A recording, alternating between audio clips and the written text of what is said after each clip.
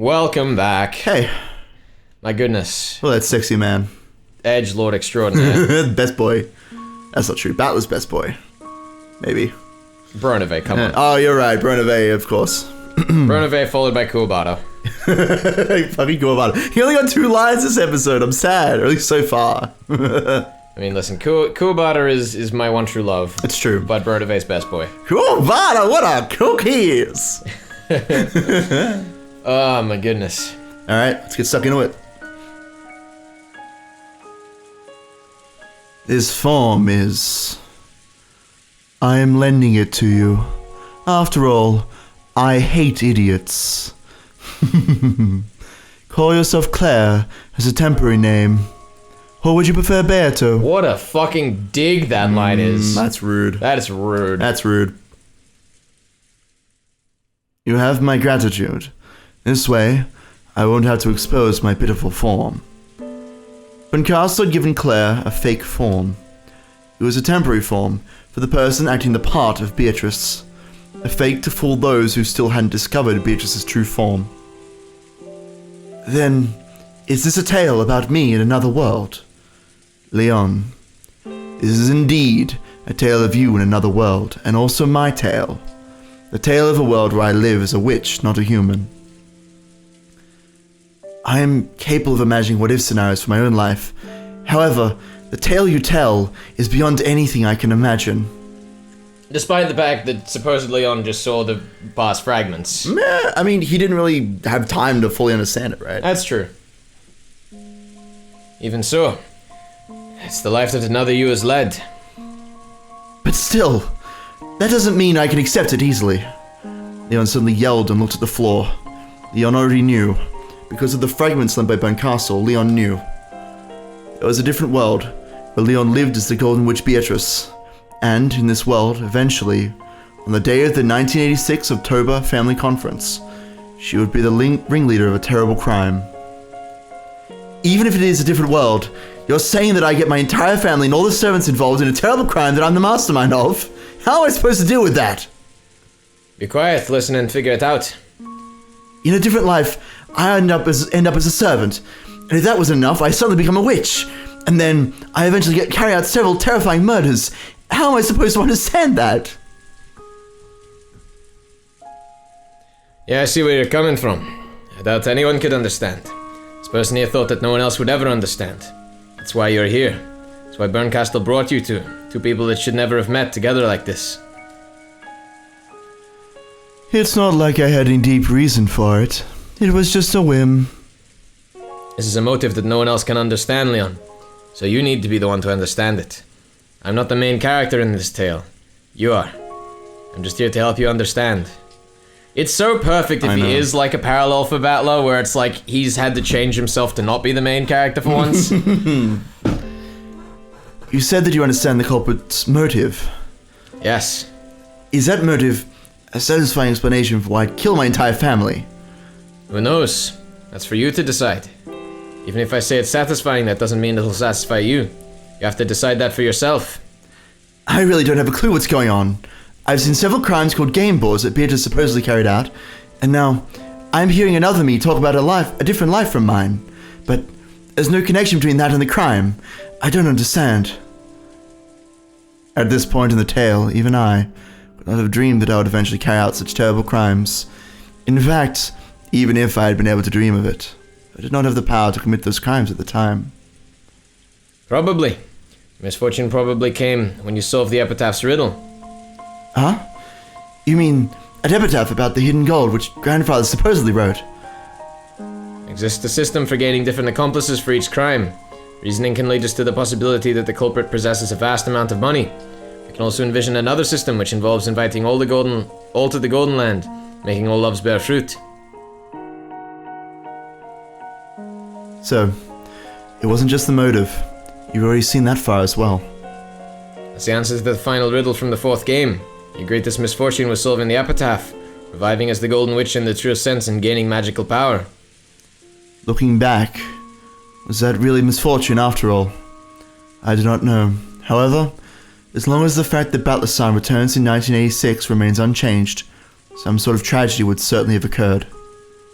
That's right. If Battler had returned a year earlier or later, that incident might not have occurred.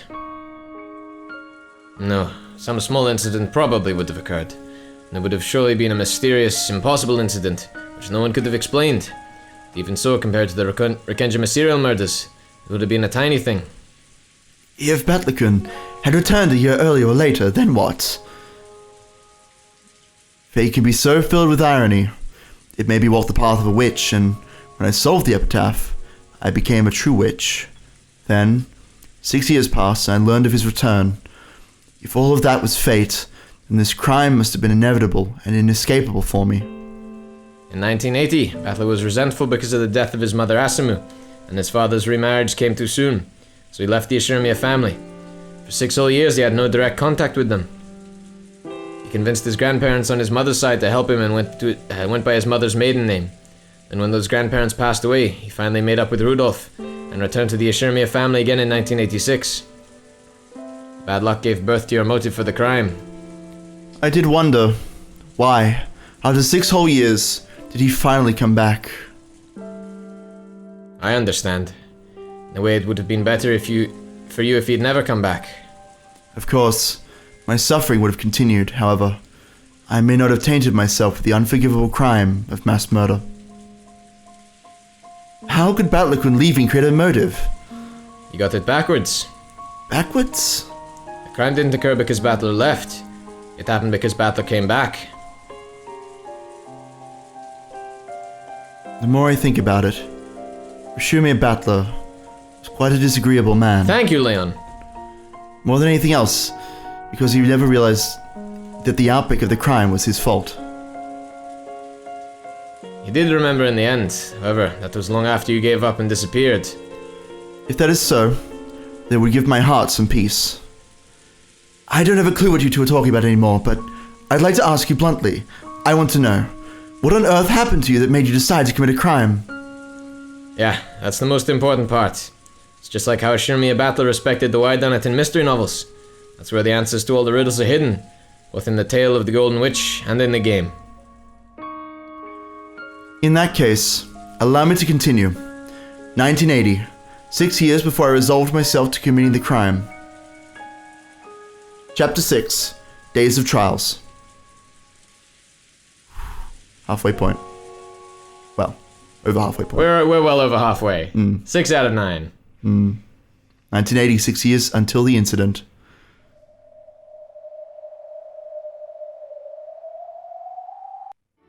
Battle-sama has left the Ishirimiya family. That's what Krasama and Rudolph-sama were saying. What a shock. I have no intention of criticizing your way of life or your family situation. However, father is in towering rage. Disinheriting a son is one thing, but I've never heard of a child becoming fed up and leaving the family on his own. They're looking a bit surprised and stubborn. So like someone else I know. If you're unable to understand Battler-kun's feelings, one might question your right to be a father. Fucking hell, Natsui. It's a good thing you understand Jessica. Enough, Natsui. I'm sure Rudolph was just trying to show how dedicated he was to raising Kirie-san's child in his own way. I would have nothing to say if this were happening next year, but why this year? He's still in his period of mourning. If you consider the timing of his pregnancy, one must acknowledge that Rudolph-san has acted disgracefully. Come on, don't be so harsh. This is my way of atoning for what I've done. Battler-kun's trying to protest against you on behalf of his departed mother, Asumu-san. I deeply understand how he feels. If he were here, I would want to hold him and cry along with him. Natsui's words were sharp. They pierced Rudolph mercilessly. Rudolph had no retort. His relationship with Kirie had been adulterous, plain and simple. According to Rudolph, he had been close to Kirie longer than Asumu, and even after his marriage to Asumu, their relationship had not disappeared.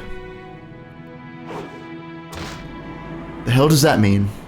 You old bastard. Ooh, so you just been betraying Mom from the start.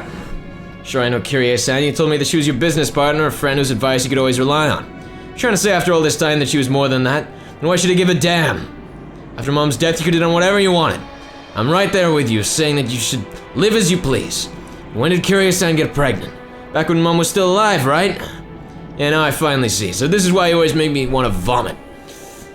You glad that Mom's finally dead now? You are, aren't you? Sure to be so hard on you keeping your infidelity, even a kid's secret while Mom was still alive. Now that Mom conveniently kicked it, you got to marry Kiryu-san and I got a new little brother or sister. You can bet that Mom's crying in heaven. You bastard, you're embarrassing. I'm embarrassed. So embarrassed I can't stand to have the same last name as you. This kid is completely guiltless. It'd be too sad if he or she didn't have both parents together. Go ahead, build a new family and raise that kid to have a happy life. But I'll never forgive you. Mom isn't here to hate you anymore, so I'll hate you in her place, with all my body and soul. So long, old bastard.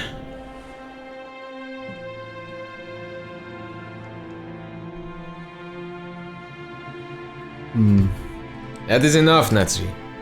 Rudolph hasn't lost the affection he feels for Batluka. It may take some time, but he wants to fix their relationship one day. As any father should. If it was some complete stranger, that would be one thing, but this is your own flesh and blood son. It's clearly your responsibility. Go ahead. Spasm me all you want. I won't argue. It's the only way I can atone. At the very least, make sure you give the new child a happy life. Kid is gonna be born. And Butler. They're both my kids. I think Kiryu-san after Asumu-san's death may have been painful for Batluka, but it was the best choice you could make for the coming child. I understand why you did it. And I understand why Batluka felt like telling you that you were happy Asumu-san is dead. Stop, Natsuki. Rudolph has already been scolded enough by the person most fit to do so. Now then, how about some black tea? Could you go ask someone in the kitchen to make us some? Understood. Natsuki took this as a signal to leave the room and did so. When she left, Kraus relaxed slightly. I feel bad for Asumu-san. If we consider the timing of that soon-to-be-born child, this might have been quite a coincidence. Almost as though Asuma knew that and stepped down for the stage of her own choosing. Did I kill Asumu? If so, how long has it been since I started killing her? You still treasure Asumu-san's memory, and no matter how many years it takes, you must fix your relationship with Batluka. Yeah, I know. Be sure to pour just as much affection on Kiryu-san and the new child that is to be born, while also bearing Asumu-san's cross. If they have reserves sitting in hell. If they do, I'd like to reserve myself a VIP spot.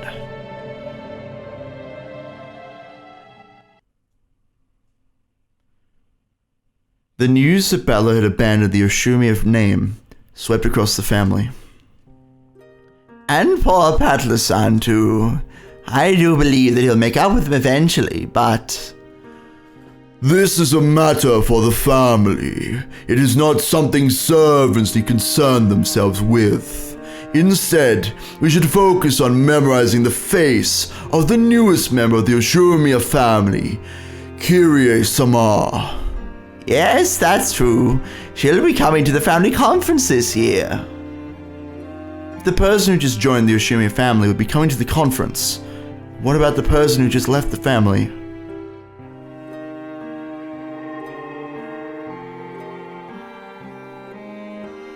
That means Battler isn't coming, right? That seems the most probable outcome. How lonely is the loss of a single noisy man? Though most people felt a bit lonely to see Battler lead the Yoshimi family, they didn't think any more about it than that. However, what about Shannon? Wasn't Battler supposed to come for her on a white horse?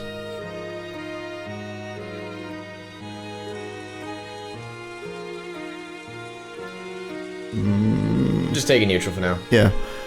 I was surprised at first. I thought that since he had left the family, he might not be coming to this island anymore. If you consider... Yep. Battle-san's feelings, this is only natural, I guess. I understand painfully well why he wanted to leave his family. But does that really mean he won't come to Rekenjima anymore? What on earth is going on? Will he really never return? Unable to ask him this directly, I was forced to live each day fretfully. Battle-san, I understand how you feel, but... to say that you'll never return because you've abandoned your family, that's a lie, right? I was so confused that the world seemed to be spinning around me. I had a tight feeling in my chest and couldn't think about anything.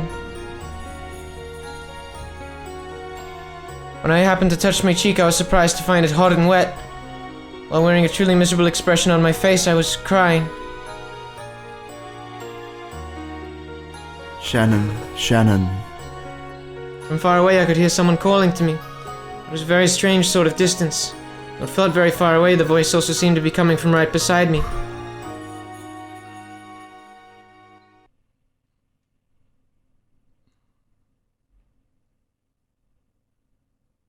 Shannon, I know your heart. It's okay. It's just a fight between a boy and his father. I'm sure the rumors will blow everything out of proportion. Everything's just being exaggerated. Indeed. There are none who can say with certainty that Battle will not return to this island. You would do well to remain strong. Where is this place? I seem to remember it somehow. I think it reminds me of the scenery from a strange dream I once had. And this must be another dream. I was there under an arbor surrounded by a golden rose garden, and 2 witches in white and red dresses were showering words of encouragement upon me. You can be sure that those rumor-mongering young servants are embellishing the story however they please. So, he has changed his name, they say. Surely this can be nothing more than a family quarrel. Huh? Thank you. I wish I could believe that. Of course it's true. He's a boy after all. You can hardly be surprised he's had a few arguments with his dad. Precisely, as you say. Clearly they'll make it up to each other once they cool their heads. When men argue, it's always fiery at first, but they burn out quickly. In contrast, an argument between women burns like a steady flame, but the fuel never goes dry. Men's arguments are fierce but short, quick and easy. Shout out to Ava and Natsui. Right. You're right. Hope Battler-san and Rudolph-sama make up soon. Oh, they will. Haven't you heard Battler mentioning it all the time? He always fights with his father. This is just another of those fights. The death of his mother and his father's remarriage have merely upset him. It sounds as though he's going to live with his mother's parents. But after he's cooled his head for a few days, he'll probably for a few days. Oh! Shush. He'll come back. How many years again? It's like a kid running away from home, see? The 2 witches kept saying that Battler's fight hadn't been anything huge. If it had been a mere family quarrel, the rumors wouldn't have started in the first place. Taking an optimistic view here isn't likely to prove useful. Either way, this is a problem between Battler and his father. If you're patient, time will heal all wounds. There's no point in you feeling bad over it. Just because Battler happened to be absent today doesn't mean we can be sure he'll never come back. All this means is that Rudolph can come alone today. True. Of course, he'll be at the next family conference as energetic as ever. By then, Rudolph will probably be in that Kyrie here too. Battler may be sulky about it, but I am certain that he will come as well. Man, really framing Lambda as the bad guy here. Maybe. You're right, yeah. I'm sure you're right. How nice it would be if they were right. In fact, if I could, I'd like to flip through the calendar until autumn right now and check to see whether he does come to the next conference. If he does, then all of my fears are groundless. I mean, the rumor-mongering family members and servants have just blown things out of proportion. If Battler-san was right here, I'd want to question him right away. Isn't it true that you'll never come to Rekenjima? It isn't true that you'll never come to Rekenjima again, right? And then if he said that, of course, he would come back again. It'd be such a relief. I don't know the phone number for Rudolph Summer's house, but I could probably look it up if I tried. However, as a servant of the family, I have no excuse for making such a call. Anyway, I have no way of knowing the phone number for Battler's grandparents' house. I can't do anything except wait for Rudolph Summer's family to come and visit and hope that my fears are groundless. The fucking phone books not exist in Japan? I guess not. Ever, will I be able to make it through the day feeling like this? No way. I doubt I'll sleep a wink tonight. Just wait around, feeling like this, and when I don't know when my next chance will come, I can't do that. Will it be next month? Or the month after? In the worst case, I might have to wait until the next family conference. And I have to wait that long while holding back this suffocating feeling. I can't bear it. Hey Shannon, sorry to ask this out of the blue. But when you made up your mind to do something by next year, that's something wasn't just quitting work as a servant on this island, right? I made the decision to start a new life. I didn't want to keep on being a servant by force of habit. I made the decision to step into a new life and to leave my old life as a servant behind. And Battler promised he'd come here on the day of your decision, right? Yes. Tact is not one of my strong points, so I shall speak frankly. You made the decision and resolved yourself to start a new life with Battler, correct? A new life with Battler-san. You were afraid that Battler would not come for you on the day of your decision. However, there is more to that day of decision than just Battler coming to see you. It's also the day for you to show that you're determined to spend the rest of your life with him. This determination is something you must create for yourself. It won't bear fruit simply because Battler shows up. Oh, she's so young though, it's so weird. I know. Well, this is the thing. She's... all day... I don't want to say anything. Let's go. Let's keep going. If the audience can't follow the train of thought without us having to spell it out, I know. They need to go back and listen a bit more. Shannon, do you now have the determination to spend the rest of your life with him? You decided to put it off until the next family conference because you didn't have that determination last time, right? What does it mean to live life with Battler? Have you ever thought seriously about it in detail? Well, as long as I'm working as a servant on Rekenjima, my opportunities for meeting him are limited. We're both underage, so it's too early to talk about marriage. However, if I quit working as a servant, I should have many more opportunities to meet him. Once I quit work, I'll return to the Fukun house. I have my wages from serving the family, so I should have more than enough to travel to Battler-san's house to play. When I graduate from school, I can rent an apartment near Battler-san's house. Then, well, I can work while going to school. That life would be a lot more difficult than I first thought. However, I'd be able to see Battler-san much more often. If not every day, then every week. I won't be a servant anymore, so there won't be any difference in class. I can call him whatever I want. I'm already doing both school and work. Thanks to my experience here, I know more than enough to do simple housework. Doesn't that sound like a fun life? You can rent a humble abode, and once you build up your own home, you can invite Battler over. And then the time you spend together, the world the two of you make will begin. Doesn't that sound wonderful? Yes, it does sound a bit wonderful. This is the first time I'd ever imagined that future clearly. My love for him and my honest desire to live my life with him. Earlier I was able to consider both of these deeply. However, now that I'm clearly imagining the future I plan to choose, I finally understand. I must be aware of how much determination will be needed to reach that future. 6 years! It's alright, Ben, you'll be fine. You've already read it once, and you managed to survive that. I don't know how. Dream of marriage eventually, don't you?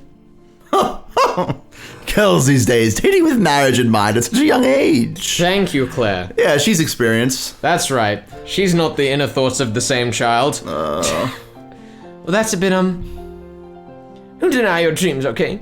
There's no point in taking a first step if your eyes are closed and you don't look to the future. If a girl's in love with a man, there's nothing wrong with thinking, I want to marry him. That's a young girl's natural right. My face had turned bright red. Earlier I thought that considering marriage really was a bit premature, so I tried as best as I could not to think about it. However, when the witches encouraged me to imagine it, that image was both exciting and vivid. I felt an indescribable feeling of refreshment and awakening, like the gentle breeze that washes over when you go outside during a brief spot of sunshine on a rainy day. That's right, I didn't actually have the determination to go that far. I need to strengthen my determination by the time the next family conference comes around. If I can't do that, then sticking around as a servant on the island is no more than I deserve.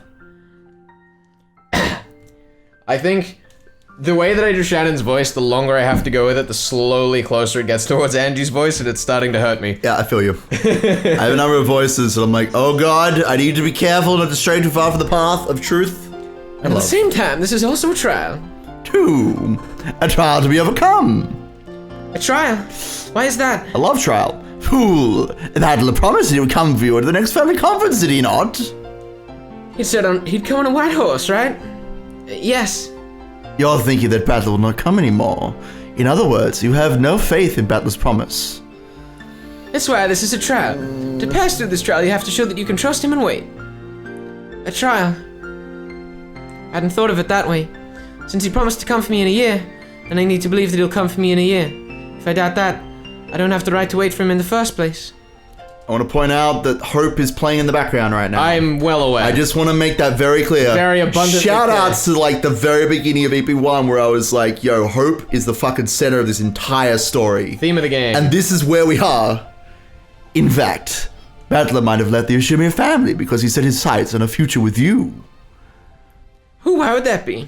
If he knows that you will live together and eventually exchange marriage vows, having the name of Ishimiya would cause problems, since Shannon is a servant of the Ishimiya family. Oh, I see. He realizes there'll be kind of trouble if he decides to marry a servant girl, so he's abandoned the Ishimiya name beforehand. What do you think, Shannon? That way, everything makes sense. Battler's abandoned the Ishimiya name for your sake. This sudden argument with Rudolph was just an excuse. What splendid reasoning. Nice going, Riche. What do you say, Shannon? There's no reason to feel down. On the contrary, it's as though Battler showed his determination first. A smile had finally returned to my face. Of course, I hadn't taken the witches seriously and let myself be reassured. It was closer to the opposite. It was almost funny that they could think up such ridiculously convenient explanations for everything. However, they'd made all of those ridiculous theories to cheer me up. The witches are right when they say I must trust Butler-san, and there's no point moping about just because I've heard a few rumors. Until the next family conference, I intend to strengthen my resolve, and I believe that he'll accept my feelings and come for me. The idea that Battler left the family so that he could be married to me someday was laughable, of course, but right now I should try and feel confident enough to accept even crazy ideas like that. Thanks so much. I feel a little better now. That is well. I cannot stand watching you cry yourself to sleep. Thanks for coming to my dreams to encourage me. Indeed. It will be morning soon. This is all a dream. You won't remember any of it when you wake. However, your heart will be at peace. Yes, I'll believe in him and wait, so I won't listen to every little rumor. Very good. Wait until the next conference while improving yourself. If you think of it as training to become a wife, all of your everyday chores will grow more meaningful.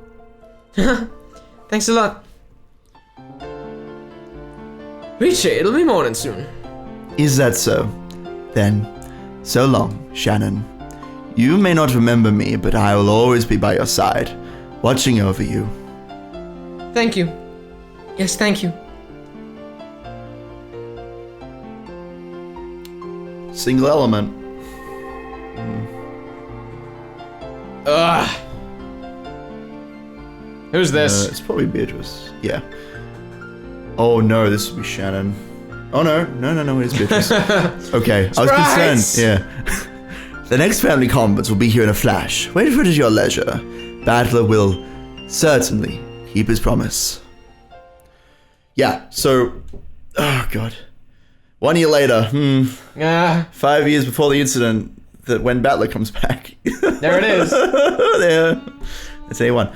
And yeah, of course, as you said, like, this, like, belief that Battler will come back, this belief that Battler will certainly come back, is part of what led to the tragedy. There's a reason why Lambda is the guardian of Beatrice, right? Yeah. Yeah. Everything's tying back around. No, makes sense.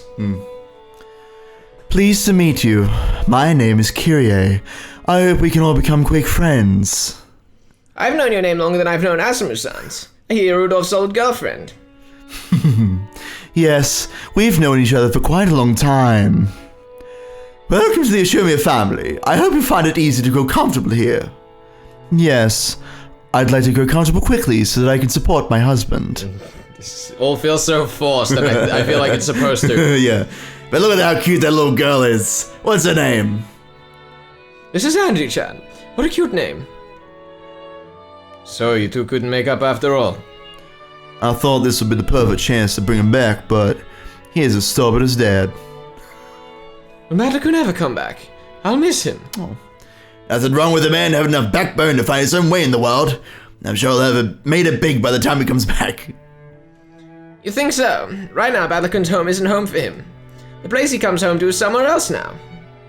Enough. This concerns Rudolph's family only. It is not our place to meddle. Good guy, Kraus. Thank you, Kraus-Nissan. This is an issue for our family alone. However, I intend to do all I can to see that Battler-kun and Rudolph-san can live together again someday. After all, he's Andy's one and only big brother. Yep, when that kid gets stuck on something, anything you say to him will have the opposite effect. Asuma's father has a bit of a short temper. Looks like he's been adding fuel to the fire. It'll be okay. I'm sure he'll understand your feelings before too long.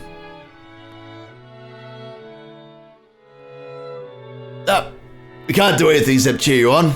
Even if he doesn't come back, we're all praying that the two of you will make up quickly. Sprites, please. Shout out to praying. It's a bit boring without Battler. Yeah. I hope he and Uncle Rudolph can make up soon. Thinking about how Battler-sama feels, it must have hurt. His family basically got swapped around. Probably doesn't feel comfortable at home anymore.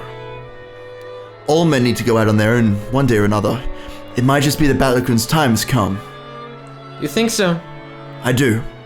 It's not cool for a guy to hang around his parents for too long. You've got to leave the nest in a flurry and make your name in the world. No comment. I plan to do that eventually, but it looks like he's gone and done it first.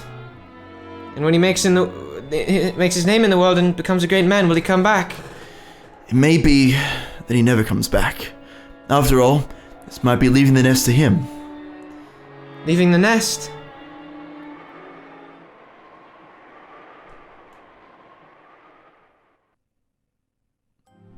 Battler didn't come, did he? No, how terrible. I kept telling Shannon that he was sure to come. I'm sure she's very upset over Battler's absence, and it's all because I got her hopes up. She's been looking forward to this day. Pains me to think of how she must feel. Thanks, you two. I'm okay. I've been reunited with the witches once again in the dream world. I could never remember anything during the day. Now that I was in the dream world, I somehow knew that this was a reunion. The witches both looked apologetic, though they tried to cheer me up by saying that Battler would come today. Now that he hadn't come, it was like they'd been lying, and they seemed to regret it heavily. Shannon, well... Thanks for your concern. I'd be lying if I said I wasn't sad, but I'll be okay. Are you sure? Really sure? That would be splendid, but... Clearly Battler's fight was so over the top that he couldn't bring himself back down so soon. Then is so stubborn. Next year. Yes, that is true. He tried to act tough before running away, so his stubbornness is preventing him from taking back what he said so easily. He'll probably regret not coming today. Yes, that must be it. For some reason, they seemed nearly desperate in their attempts to encourage me. It was almost funny to watch. I couldn't help but giggle. Thanks a lot, both of you. After all, you're the ones who told me in the first place. This is a test, a trial to be overcome. The truth was, I couldn't really fool myself so easily. When will he come back? When will he come for me? When isn't the question. Will he come for me? Ever? If I start moping right now, the uncertainty and sadness will probably tear me apart. But they've taught me. This is a trial to see whether I really believe in him or not. The very fact that I feel uncertain and anxious is a betrayal of my resolve, and of his promise to come for me someday. George-sama said something about it. He said this might be the same as leaving the nest for Battler-san. That's right. This is his chance to leave behind the Shumei name and spread his wings as his own man. If you really think about it, we're still very young. Even if we want to be tied together, we're still lacking many years of social experience and trust. If Battler-san really and truly is taking this seriously, then it's too soon for him to come for me now. Well done. Yes, that's the right attitude. You have done well to reach this understanding. I haven't reached anything. However, I've decided to think of it that way for now. This is a trial to see whether I trust Battler-san or not. If it had come today, then today I would have had to tell Madam that I wanted to quit my job as a servant. However, was I really prepared to do that? Last night I kept worrying about whether Battler-san would come or not. Thanks to that, not only did I not have the resolve to quit my job, hadn't even started on the paperwork to do so. In short, I still don't have the determination that I promised him that day. I'm sure that God knew that. Battler will come for me when I found my determination. I wasn't determined, so it's only natural that he didn't come today. Yeah, it all makes sense now. I just really want to know how we break this trust, because it's got to be broken at some point. I'm excited and dreading finding out. We'll have to see.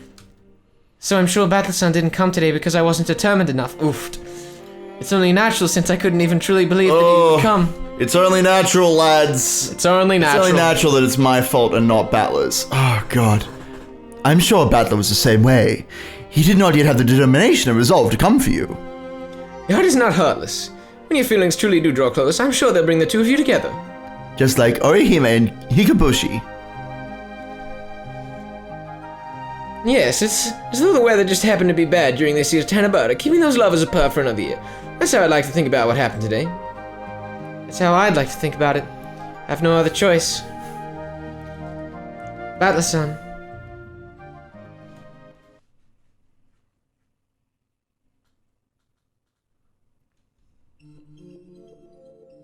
But Battler-kun didn't come back for... 6 years. Still a long way to go until then. So, you had to wait 6 whole years feeling like that. When one waits every year for something to happen the next, and then the same thing the next year and the next, it becomes the same as waiting for an eternity. Pretty pathetic, don't you think? After all, this promise you thought you made with Battler seems to be something you knew nothing about, right? Hadley-kun does tend to use melodramatic phrases, just like Uncle Rudolph.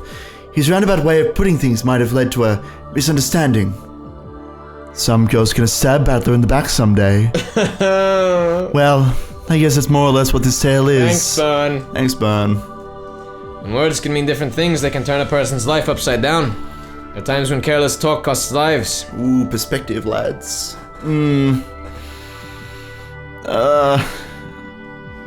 Well, it's the end of the chapter. I feel we can go double. Yeah, I feel it. Let's do it. Let's go, lads. This is good stuff. I'm enjoying this so much. Like, I feel like there's less scope for me and you to be entertaining. I mean, because it's like, what am I supposed to say about this? Right? There's no questions. There's no what's going on. There's no theory crafting. It's just here's the truth from like, despite everything I thought, we are actually looking at the answers. We totally are. Like, to bring back the concrete thing that we brought up a few episodes ago, it's like, it's not set, but you can still see the pavement. The mold, of course. Yeah. Chapter 7: Sprout of Love, Root of Love.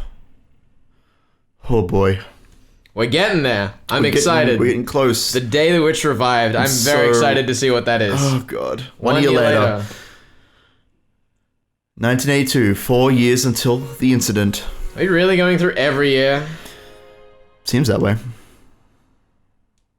mean, like, I'm sure it's important, but... Seriously, why do guys turn into total morons when they get together? Jessica's room was filled with laughter. So it's literally the first line of every chapter is it seems to be, yeah. Okay. That's interesting. It was one hell of a reality check. I thought this guy was a bit cool and a bit adult-like. And then I see him with some of the other guys in class talking about dirty stuff with this creepy laugh. It's true that boys always act like little kids when they're together. Well, it's not like girls are any different. Aha!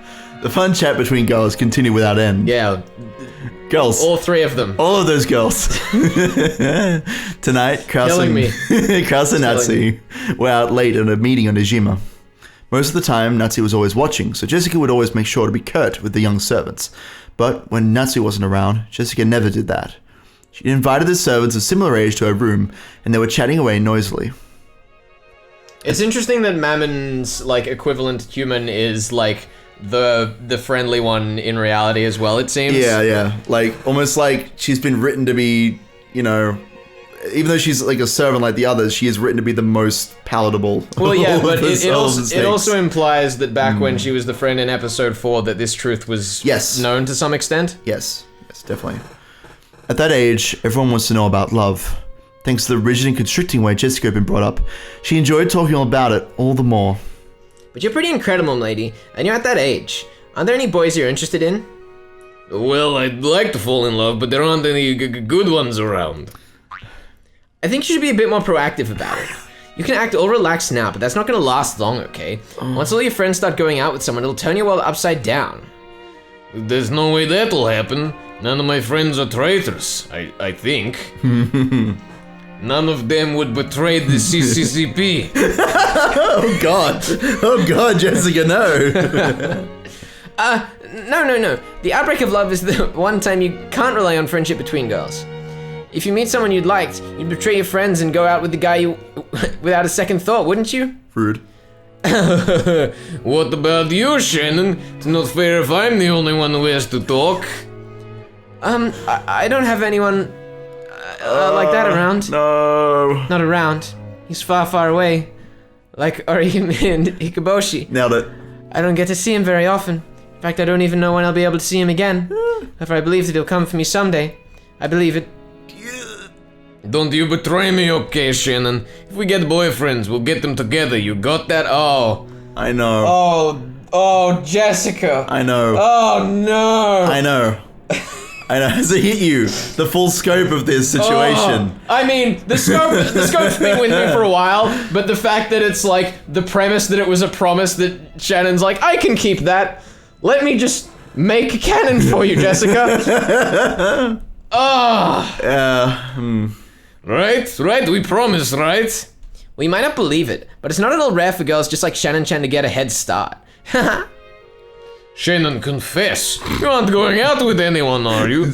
You aren't, right? This is the best voice. I'm not really. Really? Really? We'll get boyfriends together.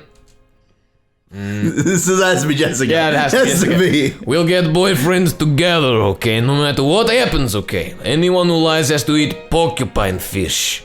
Yes, I promise. That's an order. Now there's the face of a liar. I'm willing to bet Shannon-chan beats everyone else in this room. I can tell. It's always the quiet ones that go first. Shannon, how could you? Confess! Confess! Or if you cut down, you'll cap it as big. Please stop, milady. That tickles. And so another Sunday afternoon passed by. Oh my goodness. What a mess. It's so happy. It's so happy. Nothing sad is happening. It's so hopeful.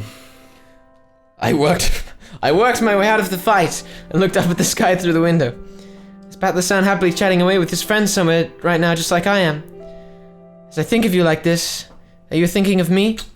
But if I ask that, it's the same as admitting that I don't trust you. I'll wait. And when you do come for me, I'll announce then and there that I'm quitting my job. I've already prepared myself to do so. But you haven't come yet. This isn't because you won't come, but because I'm not determined enough yet, right? It's because I haven't clearly envisioned a future with you, right? I'll wait, no matter how long, till you come for me riding a white horse. I'll always treasure our promise. The promise of our precious resolve. Never make a promise with a guy. You can't count on them. Thinking that she'd read my mind, I spun around. Of course she hadn't, but... Well, for stuff like that, I think guys and girls have different ideas of what's important.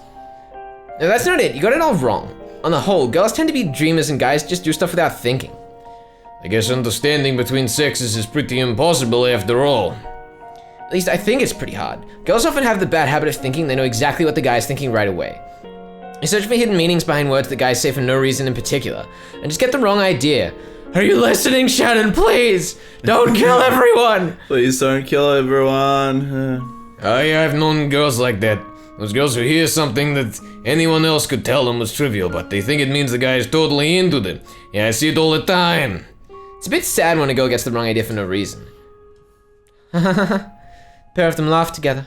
When a girl gets the wrong idea, could that be me? No, that can't be. After all, Battler-san clearly made a promise. He said he'd come for me riding a white horse. I mustn't doubt. I'm sure this conversation I'm hearing is just another one of God's trials. So I won't listen. I won't care about it. There's one thing I never want to be. It's one of the poor girls who thinks the guy's heart is linked to hers for no reason. I can't do this. No. This is ridiculous. This is ridiculous. Yeah. Interject yourself. Can I talk about God for a second? Please do. So, what's interesting about God in the context of this story is that the way that we typically talk about God is as someone who kind of decrees fate. Like, just go back to that line for a second. Just go back one. Just so I can... Oh, what's happened? There we go. This is just another one of God's trials. Like, this person who is Shannon is pinning this on some higher being that they cannot possibly fathom. And we've had a lot of talk in this story about universes and worlds. I don't think it's a stretch to say that whoever creates a world is the god of that world. And so there's a thought that by having a world that you've created, by having characters that you've made, as you've said, magic is a way of understanding things that you cannot understand normally.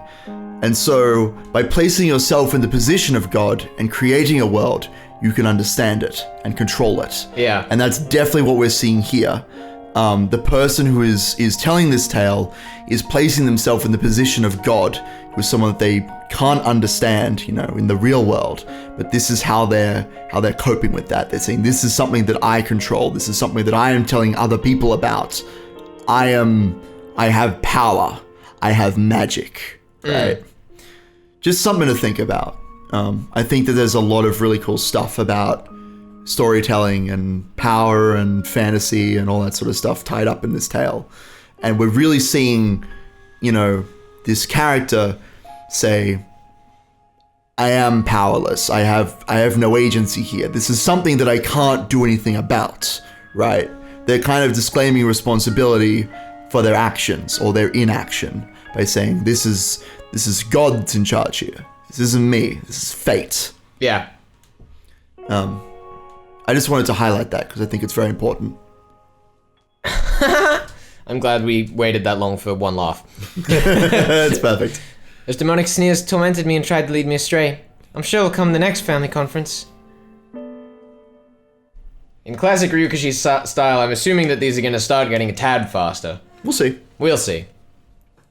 Battle-san didn't appear at the 1982 conference either. Bit by bit, things were changing from the way they'd been at the last family conference he'd come to. Everyone had gotten completely used to Kirie-sama, Rudolph-sama's new wife, and she came down off the boat with a familiar stride. Her daughter Angie-sama was growing well, and all of the family focused their attention on her. Even Maria-sama, though she was still tiny, was already 5 years old.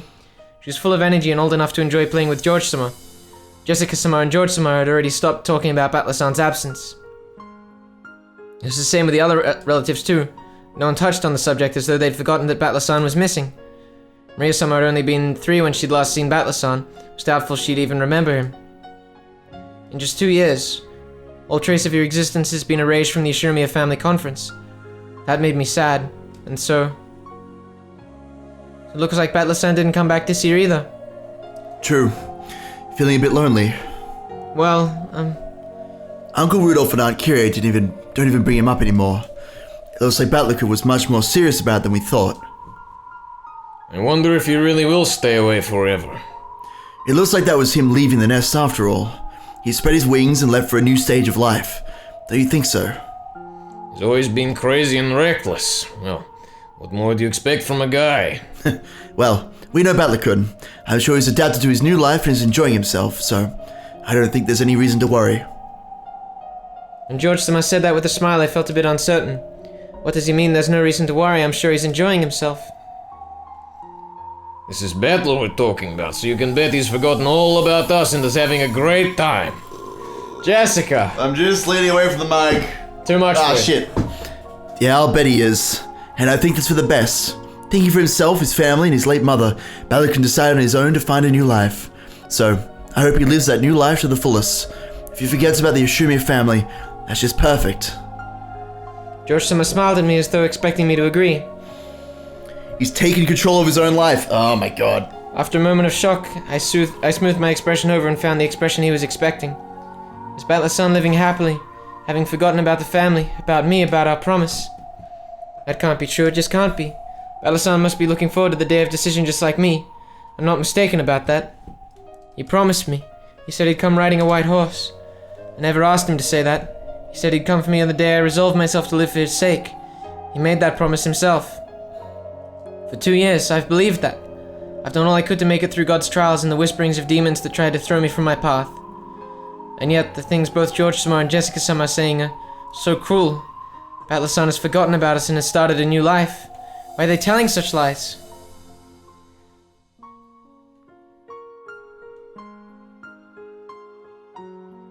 But that night, I dreamed of Battle-san for the first time in a long while. The Battle-san in my dream wasn't the Battle-san I believed in. It was the Battle-san that George-sama and Jessica-sama had spoken of.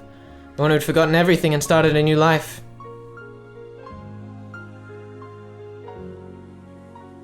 Morning, I woke up with a tear-stained face. The face I saw in the mirror cried and told me it couldn't wait any longer. If I've managed to wait this long, why can't I wait any longer? This is a trial, so we must believe in him and wait. But the me in the mirror spoke. It was sharper than a fragment of glass. I talk about this promise with him, but did we ever really make such a promise? Wasn't Jessica-sama talking about it? That some girls are dreamers who get the wrong idea. Wasn't George-sama talking about it too? He said the Battle-san had gotten used to his new life and had forgotten about the Ishimiya family. By now, he isn't the only one who's forgotten. Unless I ask about it, everyone in this island has forgotten his name. Even Rudolph-sama doesn't say his name anymore. If I weren't here to remember his face, perhaps his existence would have been erased from everyone's hearts. I don't believe it, so I won't doubt. Battle-san must still remember his promise. We're both waiting for the day of decision, the day we'll be together. Battle-san, I firmly made up my mind. Does the fact you're not here mean that after all I'm not determined enough? No, it's because you and God are testing me, isn't it? In that case, I'll endure, until that promised day inevitably comes. So please, Battle-san, I want some proof that you haven't forgotten me. It was the crack that ran across my ceramic-like heart. I had to acknowledge it now. Maybe that I'm pretending not to notice something terrifying and sad. Battler-san makes me yearn for him. Battler-san makes me sad. Battler-san makes it hurt. Battler-san. Do you still remember me now?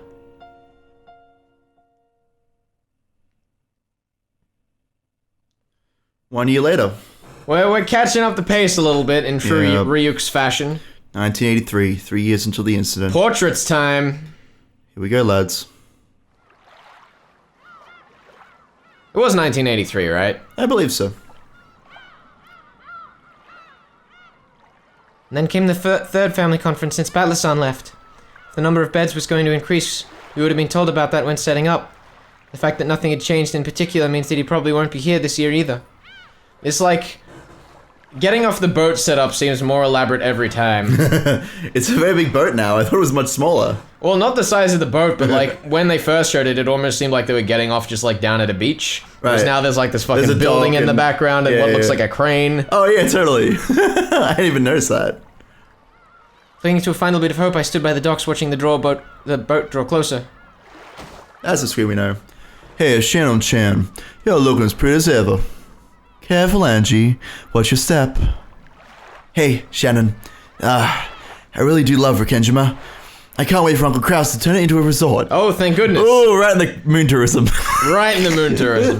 Could you imagine if Kraus was like, well, what we need to do is lift up Rikenjima, ship it to the moon. That's it. There's no need for that. It'd be such a waste. You got a point there. How have you been, Shannon-chan? I think you've gotten a bit taller since last time. Thank you very much. And the weather's good again this year. It's so great having every single member of the family together, all nice and cheerful. Please allow me to guide you to the mansion. Ooh. So after all, Battler-san has he's been so thoroughly forgotten that he might not have existed in the first place. I'm sure the sadness will show on my face. Not wanting anyone to see it, I turned my back to the family and led the way up to the mansion by myself. And suddenly someone mentioned Battler-san's name and I jumped. What? You saw Battler-kun? How's he doing? He's doing very well. I took Angie and had some tea with him the other day. I was surprised. So Kirie-sama was in touch with Battler-san. According to her, both Battler-san and Rudolph-sama had long since calmed down after their fight, but both were so stubborn that they hadn't found a good chance to make up. And since Battler-san had gotten used to living with his grandparents and going to school there, and considering that those grandparents might make things even more difficult, going to convince Battler-san to come home wouldn't be easy. It's just too bad. I think Asuma-san's parents were even more angry than Battler-kun was. This just isn't an issue between Battler-kun and Rudolph-san anymore. Then we'll bet we'll be coming back sometime soon. He will make up with Rudolph-san, but it looks like he doesn't intend to return to the Ishimi family. Such a shame, though I do understand how he feels. It's a bit of a relief to hear that some of the bad feelings had died down in these years. If we take Asuma-sama's parents into account, it's no surprise that things haven't gone as well as they could. But if Battler-san doesn't hate Rudolph-sama anymore, then someday, surely he'll come back. He'll have grown so much. My resolve will not waver anymore. Some nights these past 3 years I've felt sad and resentful, but now it feels as though those 3 years were something I needed.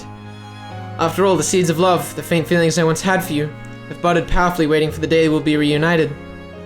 This is how honest my feelings for you are now. I love you. I want to see you again as soon as I can. Until that time, I'll keep the bud of love warm and growing for you. I won't doubt the coming of that day anymore. Just as I think of you under the same sky, I believe that you are thinking of me. I'm sure this news about him is a sign that God is cheering me on. So I ask God one more time inside my heart. Since my feelings for Battler-san have not wavered for a day these past 3 years, let me know that he feels the same way. I know that asking for that is a sin. However, now that we've reached a 3-year turning point, I want some gift from God, any gift to show that I have not waited in vain. That's what I prayed. Oh, that's right. It's been so long since Battler-kun last saw you all, right? I thought you might be feeling lonely, so I told him to write you letters. Oh god, he's gonna have forgotten Shannon, hasn't he? Shush you. Oh no. Here they are. Oh no. Shush you. Battler. Read your line. Huh? Did God really hear my prayers? I felt as though my heart was going to leap out of my chest. Hope. A letter from Battler, awesome. What did he write? Did he say anything about how he's been doing lately? I can't wait to read it. Kirie-sama pulled a brown envelope out of her bag and handed it. I can't do this with a straight face. Keep going. Handed it to George-sama. Just one. When George-sama opened it, several folded letters came out. Looks like this one's addressed to me. They all have different names on them. Here, this one's yours, Jessica-chan. Thanks. And this one's from Maria-chan. Could she read yet? I'll read it to her later, thank you. There's even one for Angie-chan. Now, of course, she can't read. I'll give it to her when she does learn. It's so much worse that he's giving letters to the kids that I can't know, read. the people that can't read. Don't even need to tell us what happens, Ryukishi. I know. He said he's doing great and having a blast. Good for him. Oh, the wind! No! Is that all of them? Yep. Looks like that's all of them. Thanks a lot. I know. Fucking hell, George! George, no. Why? Please dispose of this container of all the lovely letters we got. No! Can you read? Do I have to? I don't want to. I don't want to be here anymore. Oh no! This is the worst! George Sima handed me the empty envelope. Apparently he thanked me because he thought I was offering to throw it away for him. And clearly there was nothing inside it. There was no letter for me. George, Oh god! George, It was no. already bad! Hold on, who is this? Oh god. Let's go with George. Dead angle, ladies and gentlemen. Oh yes, the lovely sound of Lovely Dead Angle. sound of Dead What Angle. a hopeful song. Well, the more I read, the more fun it looks like Battlecoon's been having, living every day to the fullest. That's what it looks like in mine too. He's happy, I guess that's what counts. I think we got that backwards. That's fine. That's so mean of Battlecon. Sounds like he's forgot about us until you told him to write those letters, Kirie-san. And that would have been something. That would have been Jessica. Yeah, That's we fine. got it That's wrong. fine. 3 That's fine. points. Well, you know what he's like. It sounds like he was living life to the fullest. And now you hear his puppy with the ladies at school too. Oh no! Who's Jessica? Jessica. I guess. Wow, that's incredible. There should be plenty of girls who like those hilarious melodramatic lines of his. Makes sense to me. Yeah, those hilarious melodramatic lines that don't mean anything. Yeah, those ones. Those ones. I wonder if he really does plan not to return to the Ishiramiya family. It looks like it. In mine, it says he doesn't think he'll return to Rikenjima ever again. Oh, it didn't say ever, just for the I just audio. wanted to add it because I feel like it's appropriate. Yeah, that's fair. Fucking. You need to do it. You need to do it. So bad! I know. I knew all of these letters were trials from God. The fact that there was no letter for me and the fact that he was enjoying life and had forgotten about Rikenjima were just more trials. Oh my god, Shannon, just give up! Well, yeah. God is testing me. The fact there was no letter for me alone is proof of that. That's what I want to think.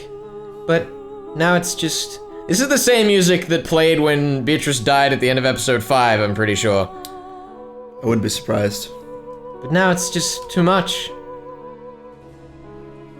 It's gonna happen, lads. Might have been an important promise to you, but it looks like it wasn't for Battler. No way. Then that promise about him coming for you was... I was a dreamer. It was just an illusion I created. To Battler, they were probably just meaningless words to make him sound cool. I think, well, Yeah, that's fine. to anyone but her, it would have been such a funny story to hear. That promise with Battler might have been an illusion the whole time. In the first place, we don't know if they both felt the same way about each other at all. Love is an illusion. However, if both sides are seeing the same illusion, that love becomes true. However, when the feelings of each side are different, it's nothing more than a joke. I mean, remember what Erica said, right? If you have love, you see things that don't exist. Shannon sees that Battler is going to come back, certainly, right? Uh-huh. This is Battler's sin. Making Shannon think that it was a promise. Wrong. Huh? It's that he didn't even remember. If he simply broke his promise, I could have taken him to task for it. I could have regretted my mistake, or I could have won him back. However, you can't question someone about something they don't even remember. I am unable to hate Battler-san. After all, Battler-san didn't even break his promise. There just wasn't any promise to start with. It was nothing more than a sad joke.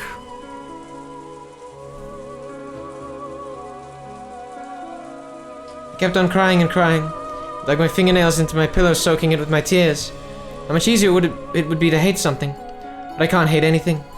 I just couldn't get over my miserable arrogance, which had led me to believe for 3 whole years that he felt the same I did.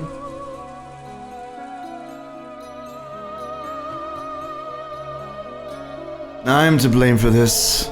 My irresponsible words led you to believe that Battler made a promise. No, this isn't anyone's fault. It's all because I assumed that he felt the same way I did. Battler made no promise, and yet his feelings were surely sincere. Though, there may have been a difference in degree when compared to yours. It is true that he liked you. Of that, there can be no doubt. Please, just stop it. I believe that he liked me the way I liked him without ever doubting that. Please don't try to cheer me up. I'd rather that you mocked me. Before I knew it, a dull, inescapable pain had pierced my chest. When I pressed my hand against my chest, I realized what that pain was. It was the bud of love, whose seeds I had sown and nurtured in my heart. Its roots had spread all the way across my chest, tormenting me like a metal wire wrapped around my heart. It looked less like roots and more like fissures running through my heart. I can only hold back the pain by tearing out the root of love. No matter how much I scratch at it, I'm only scratching at my chest. The root of love doesn't move at all. If I started hating Battler-san without any lingering interest or regrets, I'd be able to pull out this root easily. Once I did, it would probably leave a hole behind, but at least it wouldn't hurt me anymore. But I can't pull it out. Even though it hurts so much, these roots of love are still stuck in my heart. Shannon. I, even now, love Battler-san. I want to see him. I want him to come back. I believe he'll come back someday, and I want to wait for him. But right now, it's just too much. As I sobbed, the tightness in my chest grew even stronger. As long as I like Battler-san, that pain will always continue. Because I like him, I want to hold on to that pain forever. But it was written right there in the letters for George, Samo, and the others. Battler doesn't plan on returning to the Ishimiya family. He's forgotten about me in Rikkenjima, and has started a new life with a different name. I must wait for him for all eternity, despite how painful, aching, and excruciating this is. Is this another trial? Is God telling me to wait for him forever? I can't do that. I want to be with Battler-san, but if this is the trial that I must go through for that, then it's just too painful.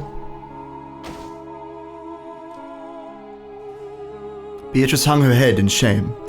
If she hadn't encouraged Shannon so much, it probably wouldn't have been this painful. Shannon may have been the one to sow the seed of love in her heart. However, Beatrice had irresponsibly watered it and told Shannon not to give up.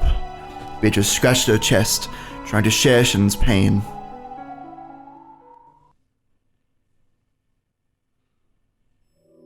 This is my fault, Beatrice mumbled to herself. What's your fault? For 3 years, I tortured you with the illusion of a promise that never happened. If I had not nourished the bud of love within you, you would not have suffered so. Shannon. This may sound harsh, but listen. What is it? Forget Battler. There was no bud of love in the first place. No, I'm the one who nourished it. No matter how painful it is, I can't forget it. But you cannot bear that pain any longer, can you? Wordlessly, Shannon held her chest and hung her head. I love Battler. That feeling burns inside me, so that I can still not let it go no matter how much it hurts. And I've spent 3 years pretending that I didn't feel that pain. Now I know that I feel it, and since I know I can't bear it. So, you cannot throw away your bud of love for Battler. Yes. However, at this rate, the bud, the root, will kill you. People need a universe to survive, and one person cannot create that universe alone. 2 are needed.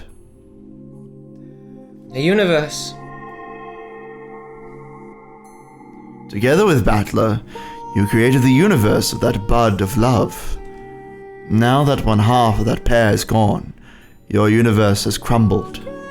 People cannot complete a universe on their own. If a Battler-san, the other person who creates my universe, won't come back. Then you must create a new universe with someone else. You mean create one with someone other than Battler-san? I will give you such a person. Which person? A creature to bear the pain in your heart, and to heal you. He will not betray you, yes, Let it be a sibling. I will give you a little brother. Little brother. A boy you've always been close to at the Fukuin house, whom you love as if he were your real brother. That I shall give to you. Together with him, you'll create a new universe. Will that little brother make me forget about the pain of my love for Battler-san? Correct. You need a universe. And what will happen to the bud of love in my heart?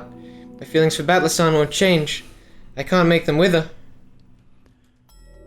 I shall accept that bud and those roots in your place. You will. You can forget the pain of love and create a new universe. I will accept the bud of love in your place. It means that I will accept the pain as well, but I will learn of the single element I do not possess. Love. So this is going all the way back when we were talking about like why Beatrice is so angry about love in episode 1 and 2. Episode 2, she's angry about love. Then episode 4, when Beatrice confronts Battler, and Beatrice is all, you have this sin, and it's not between, me and you, you don't know who Beatrice is. And then we're also talking about the red truth that a person named Beatrice didn't exist before 6 years ago. And yes. it was like, well, it's the personality they created to house this pain. Absolutely. And originally created to have this fantasy play out, but then in this scene transformed. Yeah. Right? Yeah. It's good fun. And incredibly sad. Beatrice wanted to know love. She wanted to feel what Shannon had felt in the world of humans. And if Battler ever does return, if the bud still has not withered and you still desire it, I shall return it to you. What do you think of that? Still hanging her head, Shannon gave a small nod, but said nothing. It would mean release from this unbearable pain, and it would mean giving the bud of love to the witch to hold in her place. Shannon spread the hands that she had held to her chest. As she did, a faint light popped out of her chest and floated in the air, gradually swallowing everything with its brightness. And there's also, I guess, the talk about how, you've loved Canon as a brother at Fukuin for years or whatever. Yeah. But this is going back to, how Yasu doesn't exist because they, changed the world. Yes. They rewrite the past, in a sense. Yeah. In this world they've created. As the brilliant light began to fade away, Shannon and Beatrice, still facing each other, were now inside a vast starry sphere, like a planetarium. They were the only ones in this pitch-black starry sea. Shannon felt as though she'd seen this place once before, but she couldn't remember. Then I made another announcement. Modify this world. Let the bud of love travel from Shannon to Beatrice. This way, Shannon won't be tormented by the bud of love anymore, and furthermore, she'll be given a little brother with whom she can create a new universe. The design for the little brother will be a younger boy at the Fukuin house with whom Shannon was close. For a name, let there be the on character, as the Fukuin house rules state. Yeah, I've decided. It's a perfect name to go with Shannon's. He'll be a quiet, reticent boy. He'll come to Rokunjima as a new servant. There, he'll open his heart to Shannon. As a duty-minded boy who loves Shannon like a big sister, he'll always be there for her. Let's have him be a special servant like Genji, who is permitted to serve Kinzo directly. Yeah, that sounds kinda cool. Then Beatrice. From now on, you will carry the bud of love. In other words, the role of being infatuated with Battler and waiting for his return will go to you. While you are still the witch who reigns over Rokunjima's night, you have also been waiting for Ashumiya Battler ever since that day 3 years ago. Along with this change in setting, I'll give you a new form as well. He did tell us what his ideal woman would look like once, remember? A woman with a good figure and long golden hair, like a foreign model. Golden hair, long hair, a good figure. Yeah, something like that. That's what the new Beatrice will look like. Come now. Hold that bud of love in your heart as you wait for Battler. This way, you will learn of love in exchange for earning pain. Yes, this will be the setting for my new world. For Shannon, a new servant like a little brother will come. He will be a silent, reticent boy, a duty-minded kid who loves Shannon as a sister. And the bud of love that has tortured Shannon will go to the witch, Beatrice. She will just be holding on to the bud of love for the time being. However, while she holds on to it, she will be a maiden in love with Battler. For that time, you will be able to learn what love is. So that entire scene was like a call and response, it felt like, but we're clearly not meant to know who's calling, who's responding. Maybe. Come, let the world be modified. Because otherwise, why would it have repeated there? Oh, I am one yet many. Awaken us, and stretch your wings in this new world.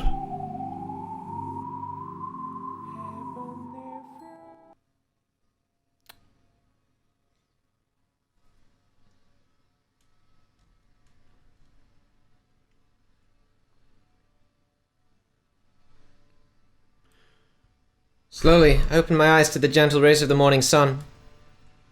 How long has it been since I last saw such a pleasant morning? The face at my mirror is tear-stained and pathetic, however my heart is as clear as the morning sun. I could still clearly remember that strange dream, however I can feel myself forgetting it rapidly. The place I was in my dreams had been such a strange place, a peaceful, calm place. There I'd left behind the pain I'd carried in my chest until yesterday. So this morning my heart was at peace. Good morning, me. My tear-stained face really is pathetic, however my expression is bright and cheery. Even now, I like Batlasan, but for some reason, I've calmed down. Feels like I've put something precious safely away in the place it belongs. Batlasan, when will you come back, I wonder? When you do, I'd like to talk about mystery novels again. Oh, I almost forgot. A new boy servant will be coming today, right? One of the rare servants who will serve the master directly. What kind of kid will he be? Hope we get along well. What was his name again? I'm pretty sure it was, It was, That was his name. Radio. the well-known servant, Isn't that an Alice in Wonderland joke from the remake? Maybe? I'm pretty sure it is. Like, who is... The Queen's like, who is this person? They're like, what a strange name for a girl who is 3 feet taller than me, or something like that. That's not that much. I honestly don't remember. Probably taller than that. Anyway. Next time, Next time, lads.